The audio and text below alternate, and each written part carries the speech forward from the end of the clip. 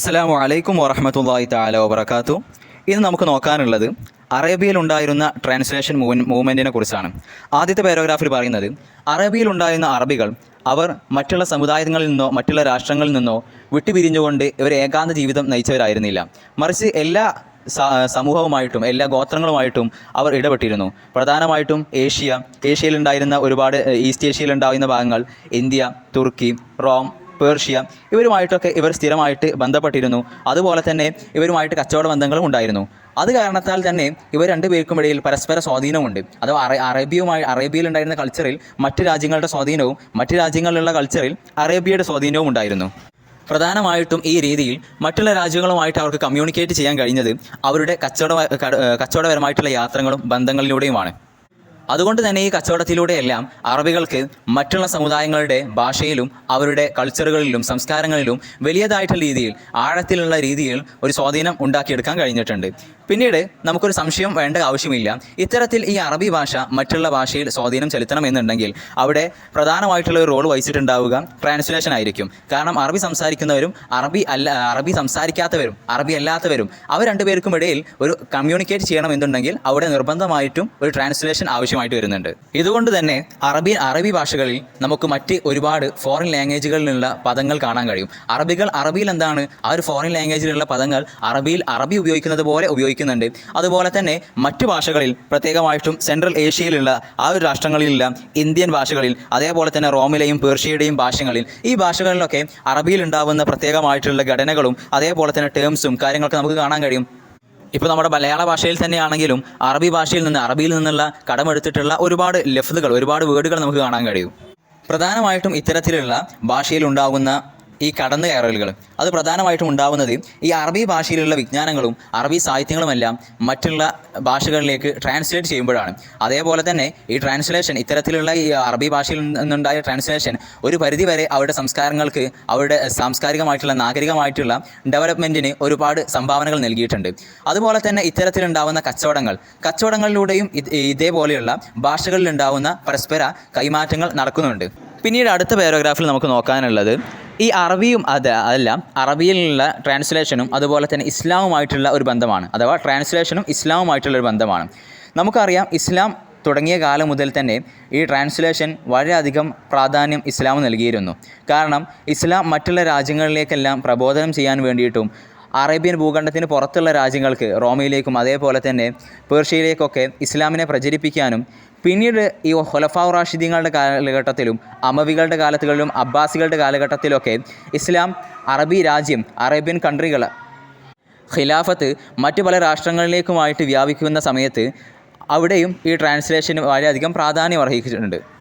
പിന്നീട് നബി സല്ലല്ലാഹു അലൈഹി വസല്ലം തങ്ങളുടെ കാലത്ത് ഈ ട്രാൻസ്ലേഷൻ കാര്യങ്ങളൊക്കെ സജീവമായിട്ടുണ്ടായിരുന്നു എന്നുള്ളത് തെളിയിക്കുന്ന ഒരുപാട് സൂചനകൾ നമുക്ക് ലഭിക്കുന്നുണ്ട്. കാരണം അന്ന് കാലത്ത് അറബി അല്ലാത്ത മറ്റ് രാജാക്കന്മാരിലൊക്കെ നബി സല്ലല്ലാഹു അലൈഹി വസല്ലം കത്തുകൾ എഴുതിയിട്ടുണ്ടായിരുന്നല്ലോ. അപ്പോൾ മറ്റ് അറബി അല്ലാത്ത ആളുകളുമായിട്ട് സംസാരിക്കാൻ, ഇസ്ലാമിനെ പ്രബോധനം ചെയ്യാൻ ഇവിടെ ട്രാൻസ്ലേഷൻ ആവശ്യമായിട്ട് വന്നിരുന്നു. അതുപോലെ തന്നെ നബി സല്ലല്ലാഹു അലൈഹി വസല്ലം ജീവിച്ചിരിക്കുന്ന കാലത്ത് തന്നെ പേർഷ്യൻ ഭാഷയിലേക്ക് സൽമാനുൽ ഫാരിസി റളിയല്ലാഹു അൻഹു അദ്ദേഹം ഫാത്തിഹയെ ട്രാൻസ്ലേറ്റ് ചെയ്തിട്ടുണ്ടായിരുന്നു. അദ്ദേഹമായിരുന്നു ആദ്യമായിട്ട് ഫാത്തിഹ അത്തരത്തിൽ മറ്റൊരു ഭാഷയിലേക്ക് ട്രാൻസ്ലേറ്റ് ചെയ്യുന്നത്. പിന്നീട് സെയ്ദ് ബിൻ സാബിത്ത് റളിയല്ലാഹു അൻഹു ആണ് ഇസ്ലാമിൽ ആദ്യമായിട്ടുള്ള ഒരു ട്രാൻസ്ലേറ്ററായിട്ട് അറിയപ്പെടുന്നത്. അദ്ദേഹത്തിന് ഒരുപാട് സോഴ്സുകൾ നമുക്ക് കാണാൻ കഴിയും. അദ്ദേഹം ഒരുപാട് രാജാക്കന്മാരിലേക്ക് ഇസ്ലാമിൻ്റെ കത്തുകൾ എഴുതാറുണ്ടായിരുന്നു. അപ്പോൾ ആ രാജാക്കന്മാരിലേക്കൊക്കെ കത്തുകൾ എഴുതുന്ന സമയത്ത് അവരുടെ ഭാഷയിലായിരിക്കും എഴുതുക.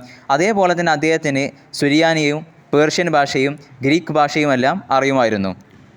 അതുപോലെ തന്നെ മറ്റൊരു തെളിവാണ് ഒരു പുരാതനമായിട്ടുള്ള പഴകിയ ഒരു ഡ്രസ്സ്. ആ ഡ്രസ്സ് ഏകദേശം ഹിജ്റ 22 ആ ഒരു കാലഘട്ടത്തിൽ ഉള്ളതാണ് എന്നാണ് വിശ്വസിക്കപ്പെടുന്നത്.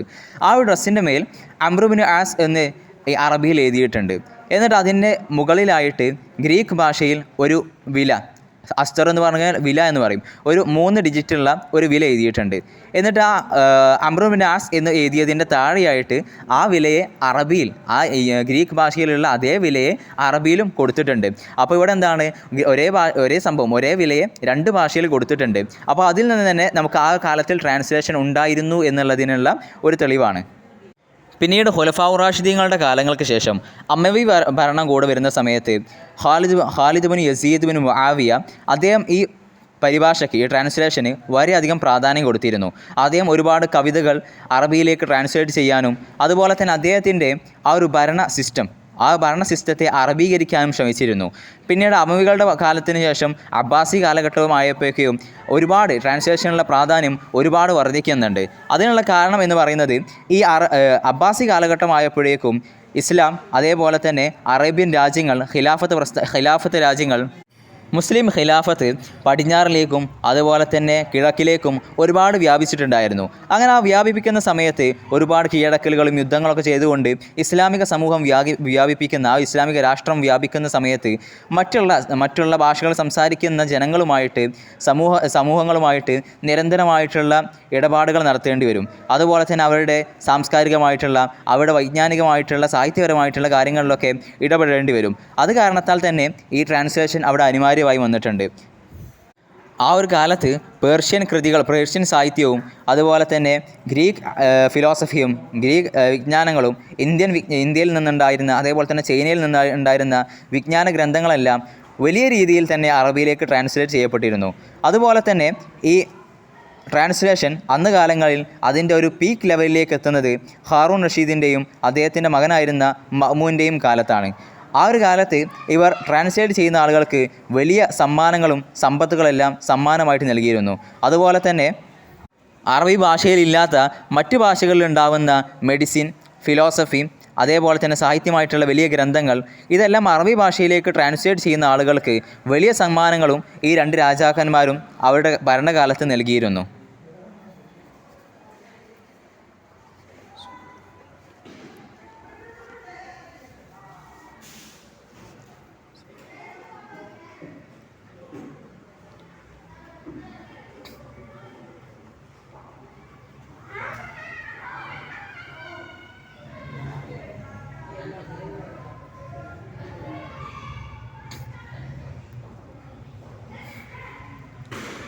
ഈ ഒരു കാലത്ത് അറിയപ്പെടുന്ന ഒരുപാട് ട്രാൻസ്ലേറ്റേഴ്സും ഉണ്ടായിട്ടുണ്ട്. ഏതുപോലെ നമുക്ക് 1-2 പേരുടെ ഉദാഹരണം പഠിച്ചു വെക്കാം. ഹുനൈൻ ബിൻ ഇസ്ഹാക്കിനെ പോലെ, അദ്ദേഹത്തിൻ്റെ മകനായിട്ടുള്ള ഇസ്ഹാഖ് ബിൻ ഹുനൈനെ പോലെ, അതേപോലെ തന്നെ സാബിത്ത് ബിൻ ഖറയെ പോലെ, പിന്നെ 1-2 പേരുകൾ കൂടെ കൊടുക്കുന്നുണ്ട്. നമുക്ക് വേണമെന്നുണ്ടെങ്കിൽ പഠിക്കാം. അബൂ ബഷർ മത്തീബിൻ യൂനുസിനെ പോലെ, യഹ്യ ബിൻ അദീനെ പോലെ, അബ്ദുല്ലാഹിബിൻ മുക്കഫിയാനെ പോലെ. അപ്പോൾ നമുക്കെന്താണ് ഇതിൽ നിന്ന് എഴുതാൻ വേണ്ടിയിട്ട് 1-2 പേര് പഠിച്ചു വെച്ചാൽ മതിയാവും.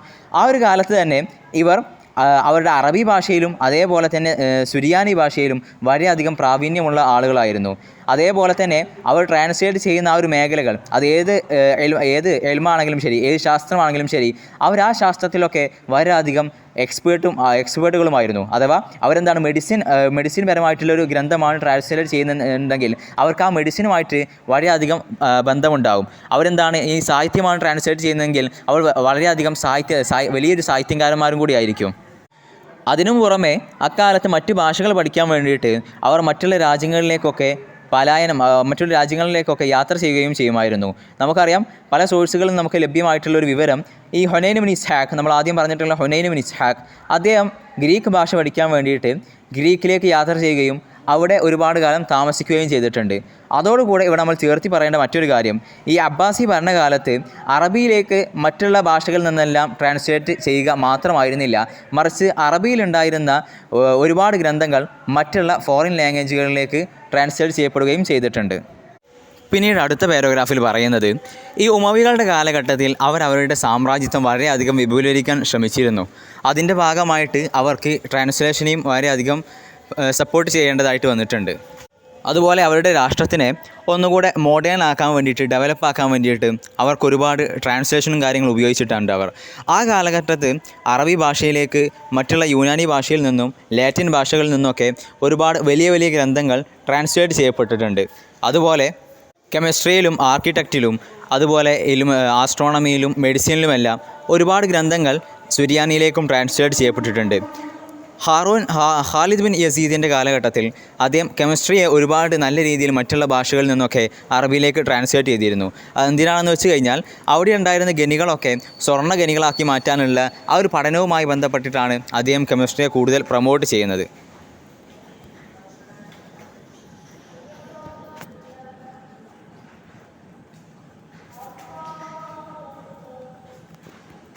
അദ്ദേഹത്തിൻ്റെ കാലത്താണ് ആദ്യമായിട്ട് യൂനാനി ഭാഷയിൽ നിന്ന് അറബിയിലേക്ക് ഒരു കിതാബ് പൂർണ്ണമായിട്ട് ട്രാൻസ്ലേറ്റ് ചെയ്യപ്പെടുന്നത്.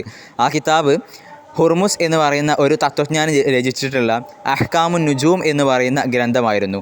അതേപോലെ തന്നെ മെഡിസിൻ വിഭാഗത്തിലുള്ള ആദ്യമായിട്ടൊരു മെഡിക്കൽ ഗ്രന്ഥം അറബിയിലേക്ക് ട്രാൻസ്ലേറ്റ് ചെയ്യപ്പെടുന്നത് മർവാനുബിനു ഹക്കം അദ്ദേഹത്തിൻ്റെ കാലത്തായിരുന്നു.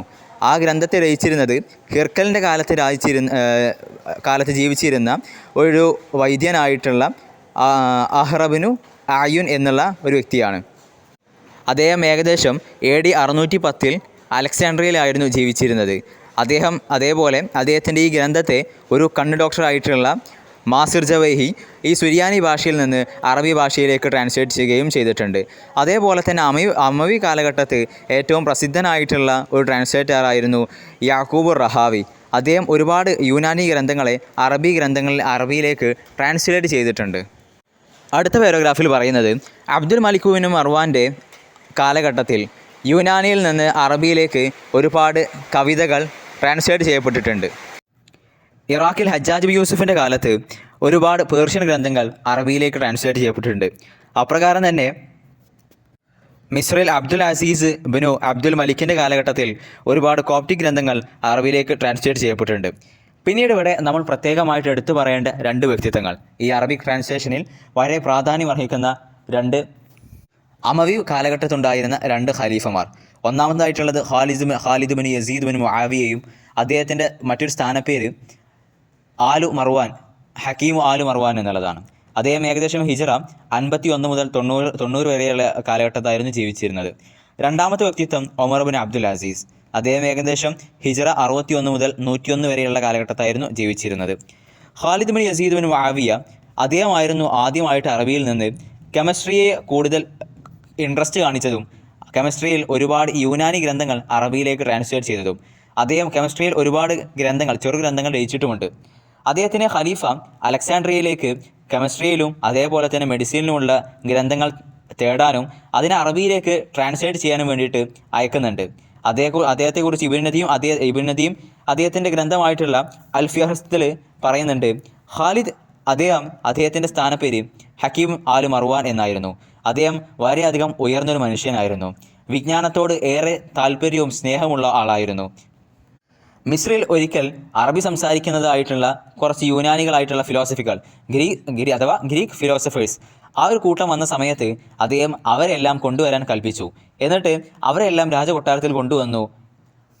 എന്നിട്ട് അവരോട് വ്യത്യസ്തമായിട്ടുള്ള ഗ്രന്ഥങ്ങൾ അറബിയിലേക്ക് ട്രാൻസ്ലേറ്റ് ചെയ്യാനും ആവശ്യപ്പെടുന്നുണ്ട്. അദ്ദേഹത്തെക്കുറിച്ച് ജാഹിദ് പറയുന്നത് ഈ തർജുമയും അതേപോലെ തന്നെ ഫിലോസഫിയും ഒരുപാട് തത്വജ്ഞാനികളുമായിട്ടുള്ള സാമീപ്യവും മറ്റു ജോലികളിലുള്ള നേതാക്കന്മാരുമായിട്ടുള്ള സാമീപ്യമൊക്കെ നൽകപ്പെട്ടിട്ടുള്ള ആദ്യത്തെ ഖലീഫയാണ് ഖാലിദ് എന്നാണ് ജാഹിദ് അദ്ദേഹത്തെക്കുറിച്ച് പറയുന്നത്. രണ്ടാമത്തേതാണ് Umar bin Abdul Aziz. Umar bin Abdul അസീസും ഖാലിദ് ബിൻ യസീദിൻ്റെ അതേ ഒരു രീതിയിലായിരുന്നു ജീവിച്ചിരുന്നത്. അദ്ദേഹം എങ്ങോട്ട് യാത്ര ചെയ്യുകയാണെങ്കിലും അദ്ദേഹത്തിനോട് കൂടെ മദ്രസത്തുൽ ഇസ്കന്ദരിയയിലുള്ള അദ്ദേഹം കാരണത്താൽ മുസ്ലിമായിട്ടുള്ള ഒരു പണ്ഡിതനും കൂടി ഉണ്ടാവും.